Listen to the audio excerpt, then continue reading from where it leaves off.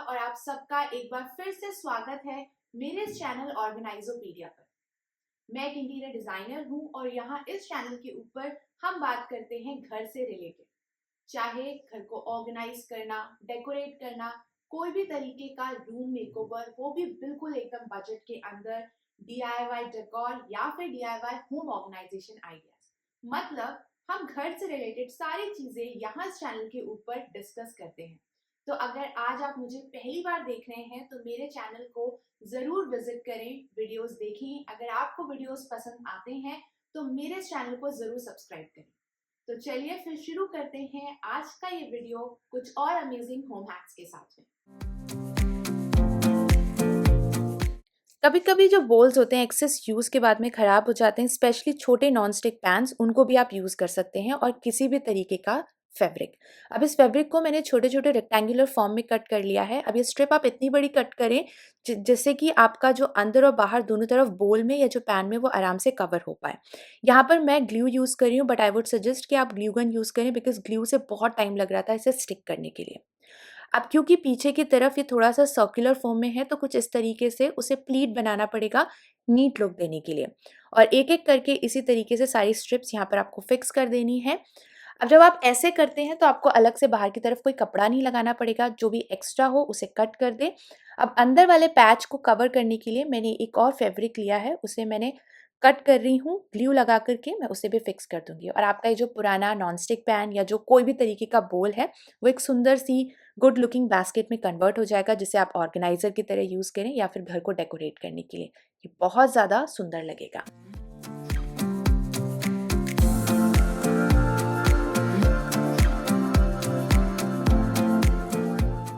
Healthy lifestyle के लिए हमने नॉन स्टिक पैन्स को रिप्लेस करा कास्ट आयरन पैन्स के साथ में, बट मल्टीपल यूसेज के बाद में कॉर्नर पे ऑयल बहुत ज़्यादा एक्यूमुलेट हो जाता है।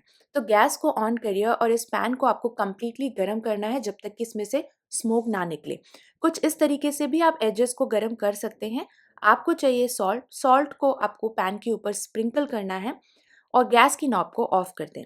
यहाँ पर मैं एकदम ड्राई स्टील वुल ले रही हूँ और उसके बाद में जो सॉल्ट है उसे मैं कॉर्नर पर बफ करूँगी। जैसे जैसे मैं इसको स्क्रब करती जाऊँगी, जितनी भी ब्राउन लेयर है ऑयल की, वो पूरा का पूरा अपने आप निकल जाएगा। इसके लिए आपको एक्स्ट्रा अलग से कुछ चीज़ों को घिसने की ज़रूरत नहीं पड़ेगी। और उसके बाद में इसको नॉर्मल जैसे आप क्लीन करते हैं वैसे क्लीन कर लें। जितना सारा ऑयल एजेस पर लगा हुआ था वो सारा का सारा हट जाएगा। जैसे भी आप इसे सुखा करके सीजन करके रखते हैं, आप एग्जैक्टली उसे वैसे रख दीजिए।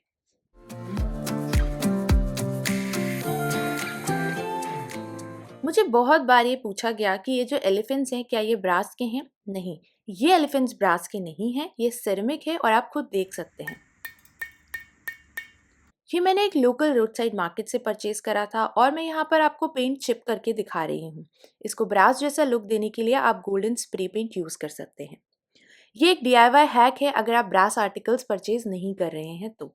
जब भी स्प्रे पेंट करें, मेक श्योर करें कि डिस्टेंस थोड़ा सा दूर हो, बहुत पास से स्प्रे ना करें। जब आप काफ़ी दूर से स्प्रे करते हैं तो जो स्प्रे है वो इवनली पूरे के पूरे सरफेस पे जाकर के स्प्रे होता है। अगर आप पास से स्प्रे करेंगे तो एक सरफेस पे पेंट बहुत ज़्यादा थिक हो जाएगा। इसको ड्राई होने दें और ये ड्राई होने के बाद में कुछ इस तरीके से लगता है। जब आप इसे दूर से रखेंगे, आपके घर में कोई गेस्ट आएगा, वो एक बार आपसे ज़रूर पूछेगा कि ये कहाँ से परचेज करें।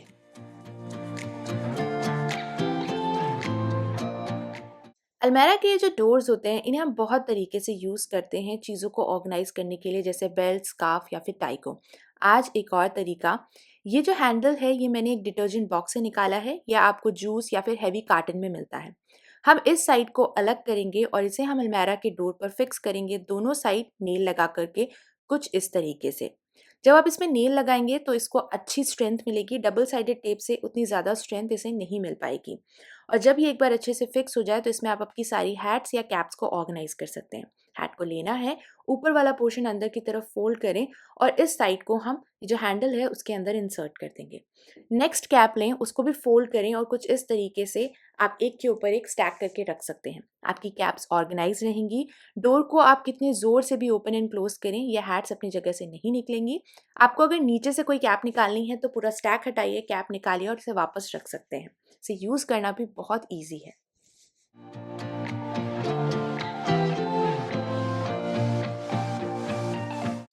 इस तरीके के प्लांटर्स मार्केट में बहुत ही एक्सपेंसिव मिलते हैं, 1000 या 2000 रुपीज़ के।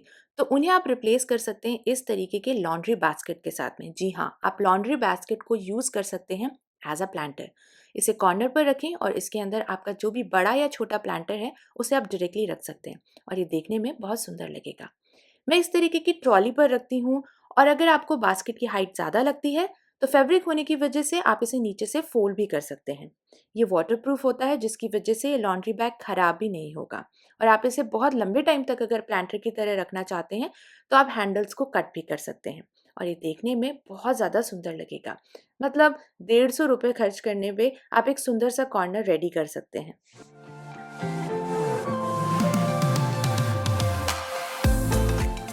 अगर आपको क्लीनिंग में टाइम सेव करना है तो ऐसे फर्नीचर में इन्वेस्ट करें जिसके नीचे आप सरफेस को डेली बेसिस पे क्लीन कर पाएं। लाइट वेट आर्टिफैक्ट्स और हैवी प्लांटर्स ट्रॉली पर रखें।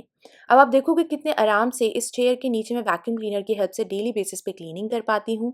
प्लांटर ट्रॉली पर है तो उसे रिमूव करके मैं बहुत आराम से इस एरिया को पूरा एक्सेस करके क्लीन कर पा रही हूँ एंड देन वापस इसे जगह पर रख दें। कारपेट को इस तरीके से फोल्ड करें वीक में 2 से 3 बार और फिर उसके बाद में आप वैक्यूम क्लीनर की हेल्प से इस एरिया को ज़रूर क्लीन करें। सोफे के नीचे भी स्पेस है जिसको मैं बहुत आराम से क्लीन कर पाती हूँ। इस तरीके से जो छोटी छोटी चीज़ें हैं हम अगर इसे फॉलो करते हैं तो हमारा बहुत सारा टाइम बच जाता है। मुझे भी बहुत सारे कमेंट्स आएंगे और पूछा जाएगा कि मैं कौन सा वैक्यूम क्लीनर यूज़ कर रही हूँ।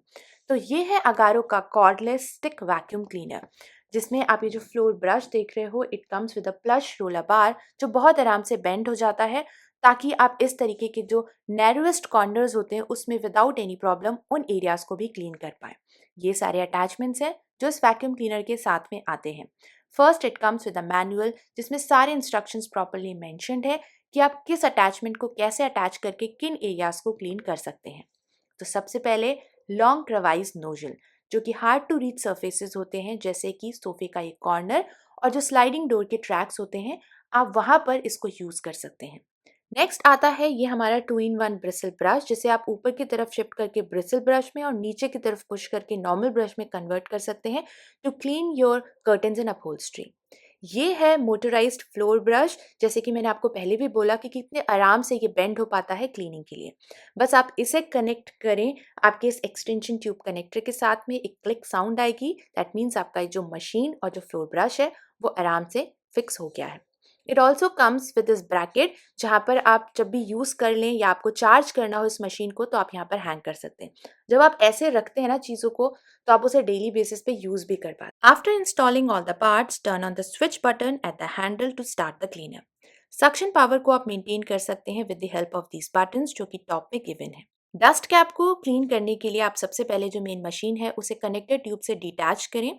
उसके बाद में ये एक बटन है जिसे आप आगे की तरफ पुश करेंगे तो ये मशीन पॉप होगी। यहाँ पर पुश करें और आप देखोगे कि जितना भी आपने क्लीनिंग करा है सारा कचरा यहाँ पर होता है जिसे आप डायरेक्टली एम्प्टी कर सकते हैं कुछ इस तरीके से।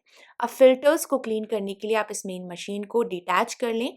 ये फिल्टर है जो कि वॉशेबल है और इन सारे पार्ट्स को आप बहुत आराम से वॉश कर सकते हैं। जब भी आप इसे नेक्स्ट टाइम यूज़ करें तो ये ज़रूर मेक श्योर करिएगा कि आपकी जो मशीन है वो कम्प्लीटली ड्राई हो, उसके बाद ही आप इस मशीन को यूज़ करें और वापस से इस फिल्टर को आप यहाँ पर फिक्स कर सकते हैं। This is a 400 watt powerful brushless DC motor produces up to 25 kPa suction power। जब एक बार इसकी बैटरी को आप कंप्लीटली चार्ज कर लेते हैं तो जितना मैंने एक्सपीरियंस करा है अभी 1-2 महीने के टाइम में वो ये है कि इसकी बैटरी बहुत आराम से लास्ट करती है अप टू 60 to 65 मिनट्स के लिए। इसमें 3 सक्शन मोड्स हैं जिसमें कि आप मशीन को लो, हाई और मीडियम स्पीड पर रख सकते हैं। फ्लेक्सिबल हेड होने की वजह से आप इसे बहुत आराम से मूव कर पाते हैं up to 260 degrees for easy mobility। This vacuum cleaner can be easily converted from a simple handheld to a stick vacuum cleaner for easy using on wide range of cleaning purposes। It comes with a 1 year's warranty और इस range में अगर आप कोई cordless vacuum cleaner देख रहे हैं तो I think this is a perfect one। कुछ टाइम पहले मैंने आप सबके साथ में एक अंडरबेड कार्ड शेयर किया था जिसकी हेल्प से अगर सोफे या बेड के नीचे कोई स्पेस होता है तो आप उसे स्टोरेज के लिए यूज़ कर सकते हैं। तो उसे बनाने के लिए जो टॉप पोर्शन था कार्डबोर्ड बॉक्स का उसे कट कर दिया। क्योंकि ये एक वैक्यूम क्लीनर का बॉक्स है, स्टर्डी भी है and it also comes with a handle, तो इसे एक्सेस करना ईजी होगा। अगर हैंडल्स नहीं है तो जो जूस बॉक्स वाले हैंडल्स आते हैं आप उन्हें फिक्स कर सकते हैं ऐसे होल्स क्रिएट करके। अब इस बॉक्स को थोड़ा-सा और स्ट्रेंथ प्रोवाइड करने के लिए मैं चारों कॉर्नर्स पर टेप कर रही हूँ। आप चाहें तो वॉलपेपर भी लगा सकते हैं इसे सुंदर बनाने के लिए। अब बॉक्स को फ्लिप कर दें, ये व्हील्स हैं जिसमें एडहेसिव होता है, जिसको कि मैं कुछ इस तरीके से चारों कॉर्नर पे फिक्स कर दूँगी। इसका लिंक आपको नीचे डिस्क्रिप्शन बॉक्स में मिल जाएगा। अब ऐसे करने से ये बहुत आराम से रोटेट हो जाएगा और रोलिंग कार्ट जैसा बन जाएगा, एग्ज़ैक्टली जैसा कि वो था। अब इसे आप बहुत आराम से अंदर की तरफ शिफ्ट कर दें। जो भी एक्स्ट्रा स्टोरेज है जैसे कि स्लीपर्स रख सकते हैं, ग्रॉसरी बैग्स रख सकते हैं या जो भी आप कोरियर से कोई नया सामान रिसीव करते हैं, आप उसको यहाँ पर ऑर्गेनाइज़ करके रख सकते हैं और ये बिल्कुल भी विज़िबल नहीं होगा क्योंकि इसमें हमने व्हील्स लगा दिए हैं, हैंडल भी है, तो एग्ज़ैक्टली वैसे ही रोलिंग कार्ट जैसा ये बन जाएगा।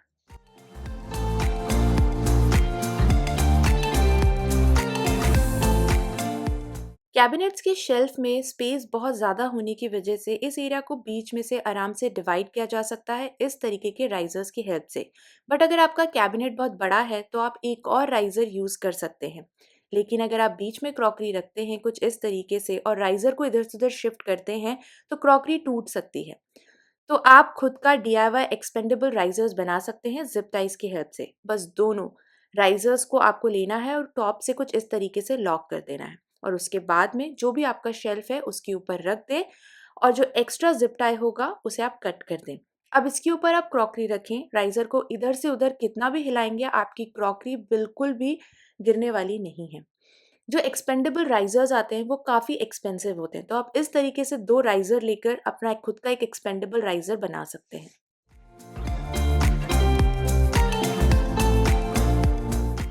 तो ये है कपड़े सुखाने वाले पिन्स यानी कि पेग्स जिसकी हेल्प से आज हम एक ऑर्गेनाइज़र बनाएँगे। तो सबसे पहले एक पेग पे आपको ग्लू लगाना है और उसके बाद में दूसरा पेग लेना है और कुछ इस तरीके से उसे फिक्स करना है और इसको आप थोड़ी-सी देर के लिए अराउंड 1 और 2 आवर्स के लिए एज़ इट इज़ छोड़ दें ताकि ये अच्छे से फिक्स हो पाए।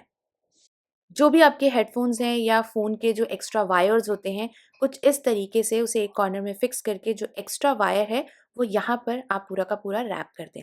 अब ऐसे करने से आपके जो हेडफ़ोन्स हैं वो टैंगल नहीं होंगे और जितने भी वायर्स आपके ड्रॉअर में ऐसे ही पड़े हुए हैं, आप इसी तरीके से पेग्स की हेल्प से उन्हें ऑर्गनाइज़ करके रख सकते हैं और इसके लिए आपको अलग से कोई ऑर्गेनाइज़र परचेज़ भी नहीं करना पड़ेगा।